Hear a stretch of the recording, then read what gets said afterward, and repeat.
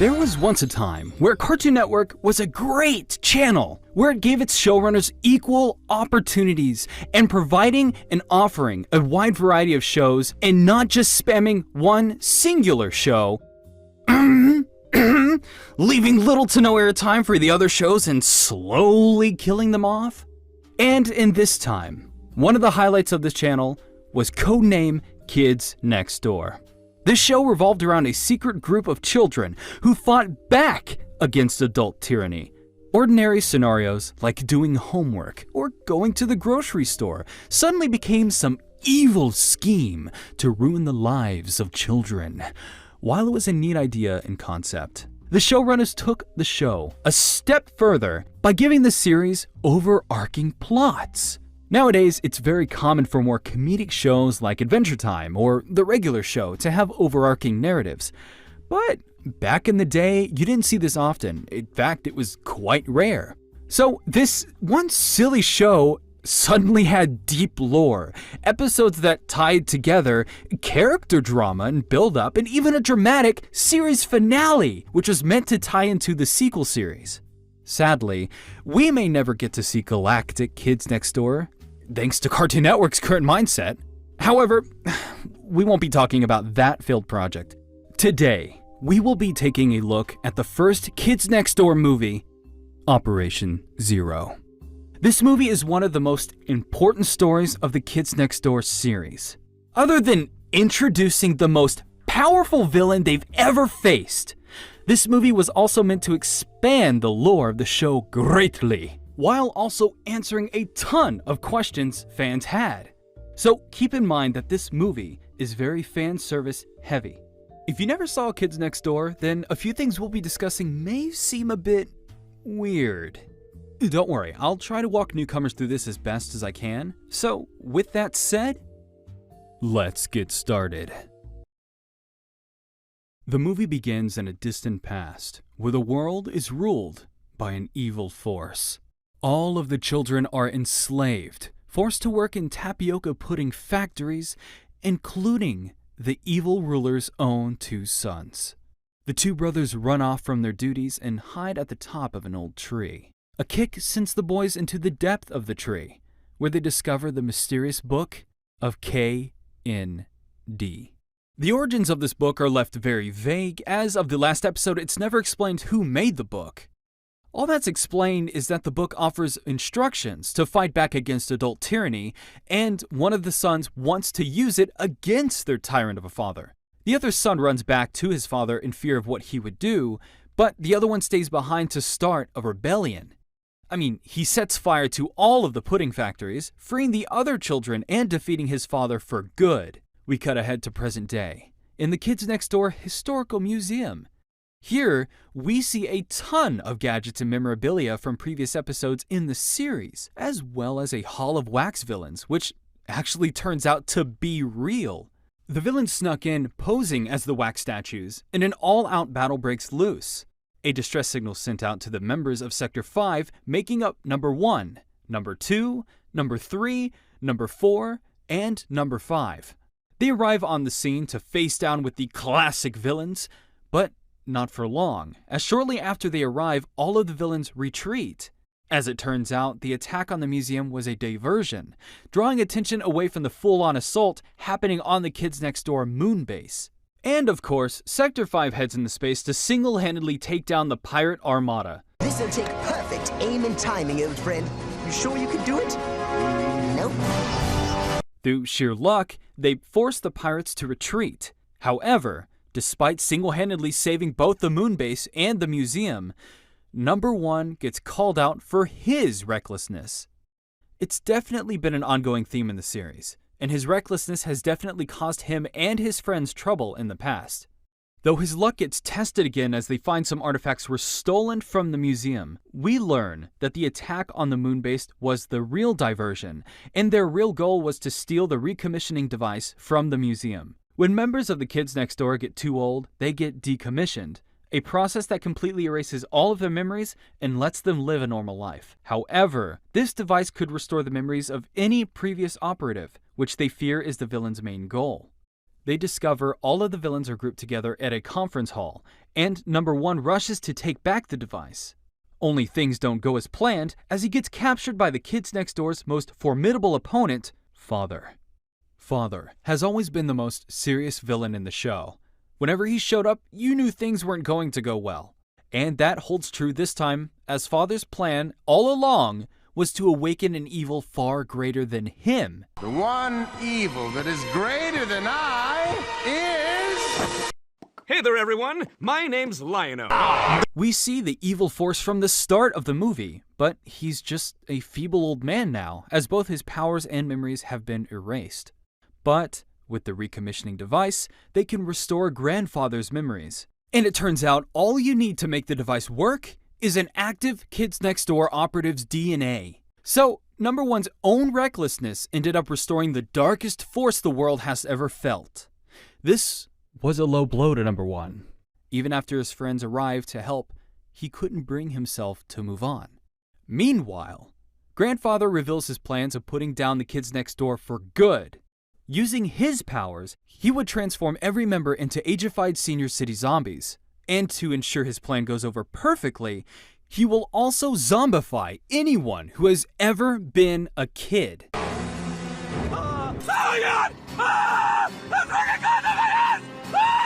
While the other members of Sector 5 retreat back to the moon base to warn the others, number 1 stays hidden in the conference hall to sulk. Grandfather doesn't waste any time with his conquest, as within just an hour, he has already zombified 2/3 of the world.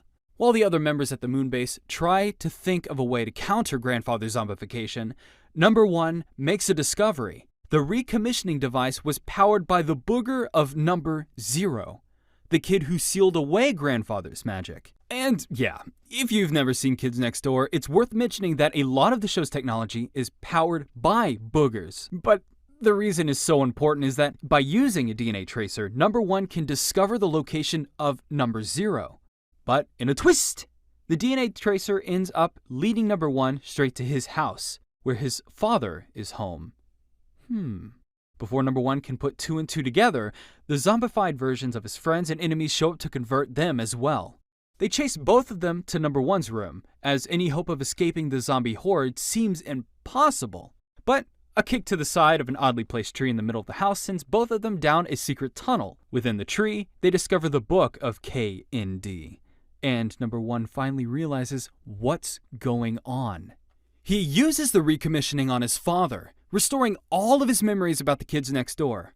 He wastes no time gathering intel on the situation and suggests they go and get some help. However, it's too late, as the moonbase has already been swarmed by the zombie army. Just as they finish the devices to counter Grandfather's magic, the last of the survivors have been zombified.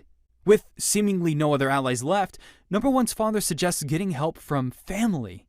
A secret tunnel takes them to the grounds of Father's mansion, and it's here that the fans of the show would get atom bomb level plot twists. It's nuts!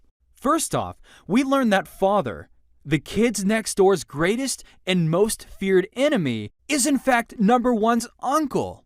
This, by relation, makes Grandfather his actual grandfather. You would also assume that Father's children, the delightful children from down the lane, would also be related to number 1, but that actually isn't the case, as it's revealed that his children are kids next door operatives that have been missing for some time. Father kidnapped these members and brainwashed them into being his delightful children. However, the recommissioning device was able to temporarily break them free. After that massive lore drop, it's finally time to confront Grandfather.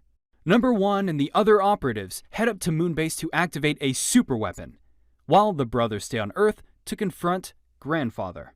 And anyone who has seen the movie knows what's coming up is without a doubt the most satisfying payoff in television history! Why don't you give it a rest? Now, Monty, I'm only thinking of our heritage. Are you still here? Beat it! I've got business with real villains. Typical Benedict, running whenever there's trouble. I always liked his older brother more anyway. You came back.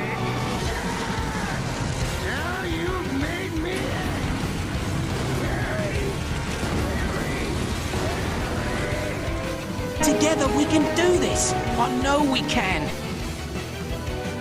Nonsense, Ben. We can do this together.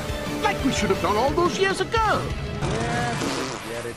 You can wrestle with Pappy yourself, Monty. I'm going... Not really.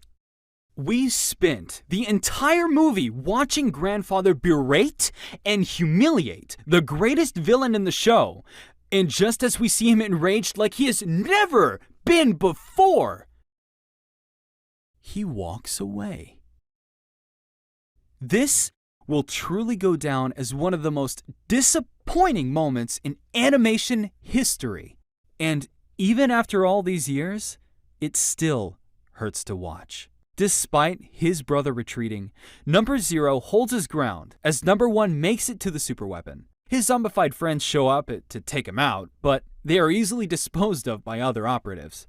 And just as everything was working out perfectly, time had run out for the other operatives, reverting them back to their brainwashing. Number One launches them into space, solving one of a mountain of issues. He still needed more people to help fire the superweapon, but whatever. Luckily, he stumbles upon the devices they had finished earlier, which restored the zombified teammates enough so that they could help aim the weapon. But the weapon they weren't aiming was a missile or a laser. What they were firing was... Then what the crap are we firing? Us! What? Nothing will ever stop me ever again! Not even... Despite being hit by the force of an atom bomb, Grandfather survives, unscathed. However, their plan wasn't to crush Grandfather with the moon base. Their plan was to bring its decommissioning chambers to him. So, Father has his memories erased once more, all of the zombies revert back to normal, and peace is once again restored. Number One plans on using the recommissioning device on his father one last time, but it breaks. We see a recording where his father purposely broke the device, stating that he has only one mission left to complete. And I need to complete the most important mission of my life. Being a good father to my son. And the movie ends with Number Zero's legacy being passed on to the future. And that was codename Kids Next Door, Operation Z.E.R.O. Overall, it was a great movie, especially for hardcore fans of the series, though the movie does try to be newcomer friendly, but I feel like that's one of the worst aspects of the movie. I am not exaggerating when I say there is a ton of exposition dumps in this movie, almost all of it being information already established in the show prior to this. These moments really screw up the pacing of the movie, and they definitely made writing this script troublesome. I can see why they added so much exposition to the movie, especially since the Kids Next Door lore can be very confusing, but there could have been a better way to handle it than how it was done in the movie. That being said, this movie still does so much right for the fans. The grand plot, the tons of fan service, the several plot twists and answered questions, and on top of all of this, Number One's father was finally given a much bigger role. Perhaps this matters more to me than anyone else, but I absolutely love Number One's dad. In fact, the only reason why I decided to do this review is due to a scrapped video idea of mine. I plan on making a top 10 animated fathers video simply for the fact that none of the tier lists I have seen have ever included Number One's dad. I wanted to give him a moment to shine because I honestly believe he is the greatest father in animation. He spends several episodes trying to bond with his son, yet Number One continuously tries to find excuses to get out of it. Not to mention the whole war on adults thing makes Number One drift further and further away from his father. Despite all of that, his father is one of the few adults in the show that's shown to be truly good. And even though he's oblivious to the Kids Next Door operations, he still tries his best to be there for his son. And this message, at the end of the movie, solidifies his place as the best father in animation. Though, I don't think I'll ever get around to making that video because, as I stated earlier, there's already a ton of tier lists that have been made. So, no reason making yet another tier list when I don't really have anything interesting to add, besides how hot of a dad he is. The only reason why I wanted to make a tier list before this was just because of this one character. So it just makes more sense to make a review focused around the character than dragging out a whole list just to make my point, you know? Anyways, Operation Zero was a fantastic movie, and I think it holds up very well. I would definitely recommend this movie to both fans of the series and those looking to get into it. So I absolutely enjoyed rewatching this movie after all these years, but now it hurts even more that Cartoon Network may never allow the series continuation to be made. Anyways, thank you all for watching.